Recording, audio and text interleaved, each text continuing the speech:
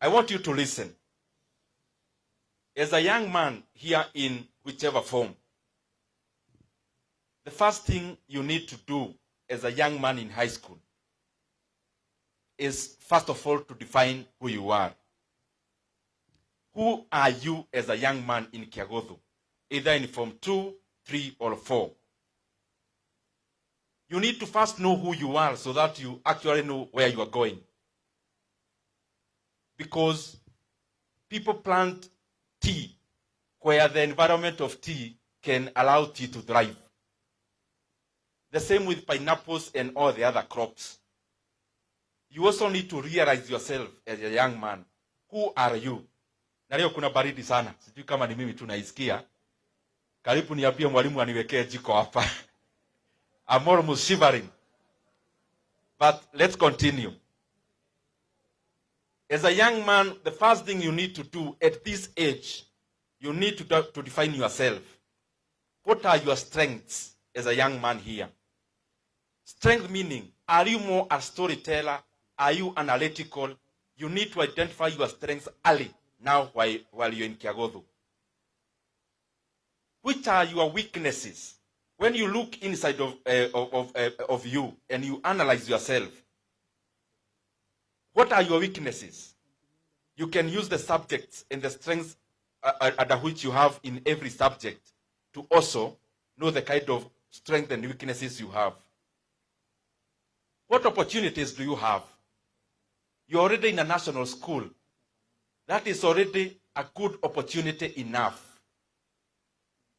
And what are the threats?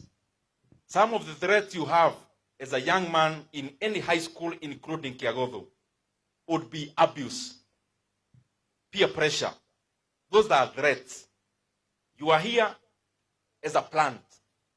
A plant has many threats. Inaweza kuwa ni mchwa, inaweza kuwa ni jua kali, inaweza kuwa many things. So you also need to look inwards and define yourself as a young man. The second thing, you need to know within yourself. Na unajiita mkutano mara mingi. Where are you going? You are here, but your work is not to mark time around. So, ni jani gani umechukua? Unaendelekea wapi katika maisha? Here you need to define what you want to be, and especially not just in terms of what you achieve in subjects, but cumulatively, holistically, the kind of a person you want to be in the next few years. What do you want to become? An academia, a professor? What ni nini hiyo unataka kuwa katika maisha? It is important you define that early. I wrote a book called How to Succeed in High School when I was in second year in campus in KU. And na hapa nyuma unaandika about the author. It's a book I authored when I was in second year in KU. About the author nikaandika Dede Nyoro ni mwanafunzi wa uchumi. Lakini the last sentence was, and his future, Kiharu, MP. And now I'm starting here as the current Kiharu, MP. Where are you going? Define that, write it down, because it is important. It is the journey at which you are traveling in your life. Why are you going there? That's the third point. Who you are, number one. Where are you going? Why are you going there? The reason why I ask you why you are going there. Sharing experience of many of us who have advanced kimiaka kuliko, the young men here. I want to encourage you, as you choose what you want to do and where you want to go, also choose something that you enjoy doing. If you are good in physics, if you are good in biology, you are good in mathematics, then choose something that you already enjoy doing.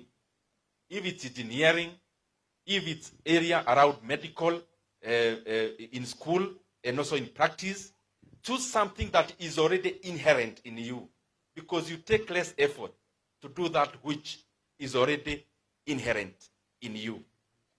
And in that also the second thing why you want to go there. choose to go there because you want to provide solutions. You want to become an engineer, a doctor, a pilot, because you want to provide solutions. In life, seek to be a person who provides solutions. Because when you take that responsibility, underneath that responsibility of serving others, underneath that responsibility of doing good, underneath there is payment for you for being responsible. Kuna vitu nimeona kama mtu wako nje mwenye slightly older than you. In the current world, I have seen that character in many respects can catapult you higher than even academic excellence. And some of the traits I've seen that are very important in the marketplace, whether in business, in leadership, number one is respect.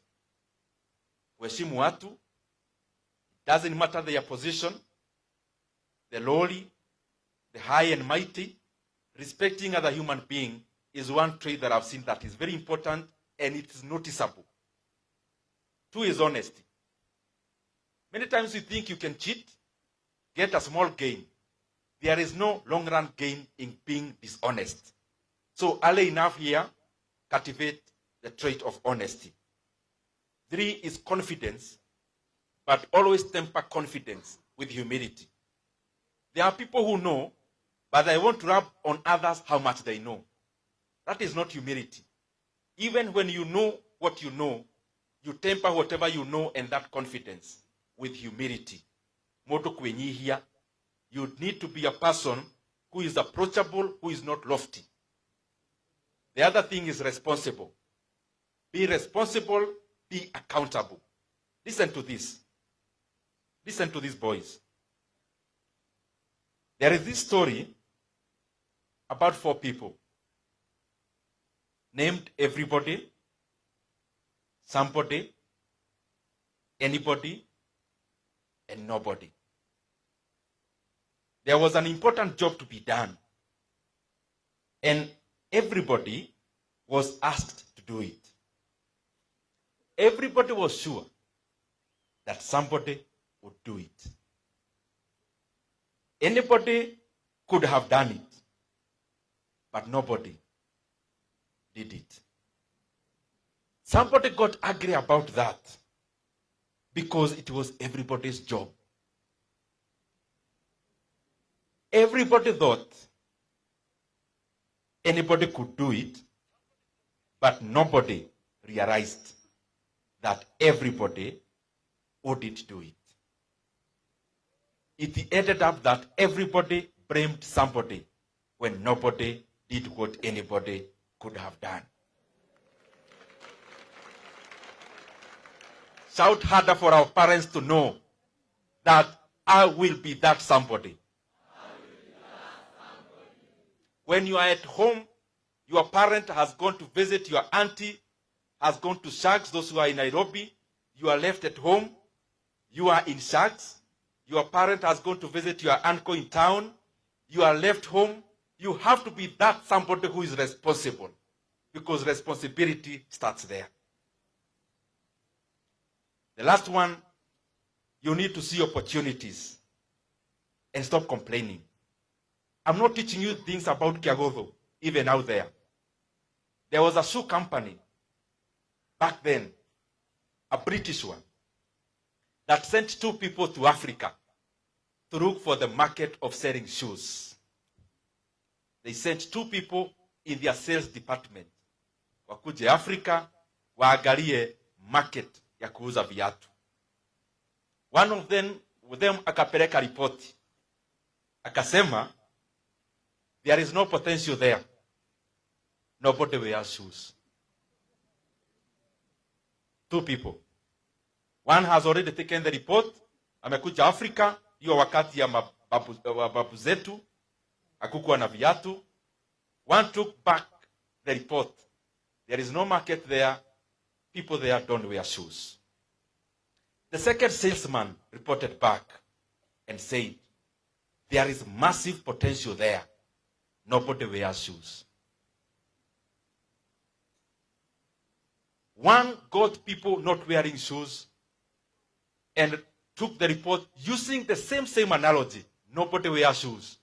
One saw the opportunity, the other one saw lack of opportunity. You must be that person who sees opportunity.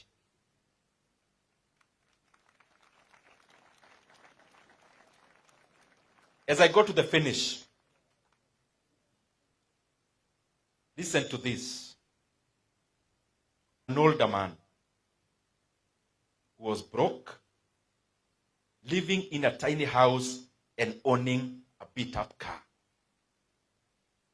He was living off social security checks. In the US, when you don't have a job, the government supports you with some little money for your basics. That one was 65 years of age. His home was called Kentucky. And he left Kentucky and traveled to different states to sell a recipe. He had come up with a recipe. Recipe ni kama,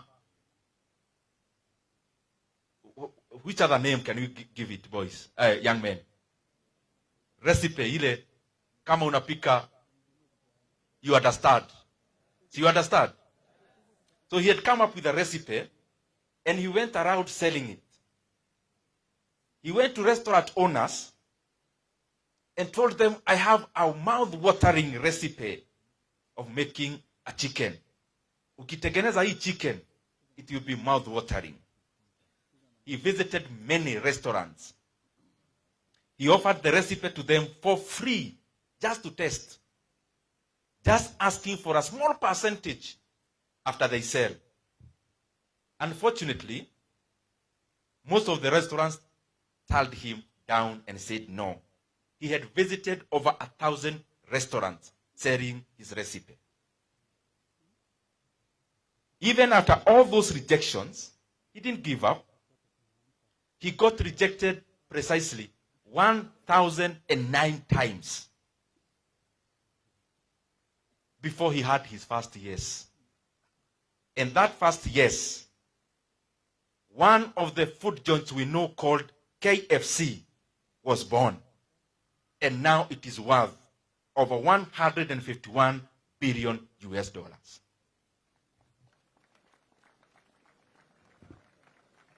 Young men, you have been trying that math, that physics.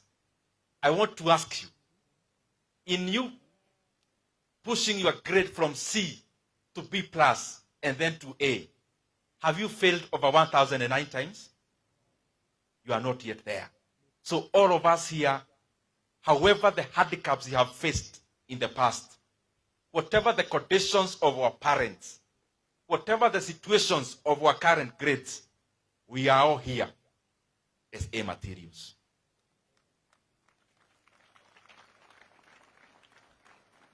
There is no one who joins Kiagoto National School. There is no one who joins any national school in Kenya who is not an A material. And therefore my request from 4 is this.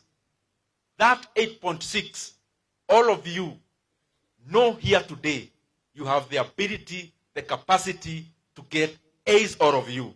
Wacha serikali ikuwe shida yao ya kuwatafutia universities kwa sababu nyinyi wote muko na A's.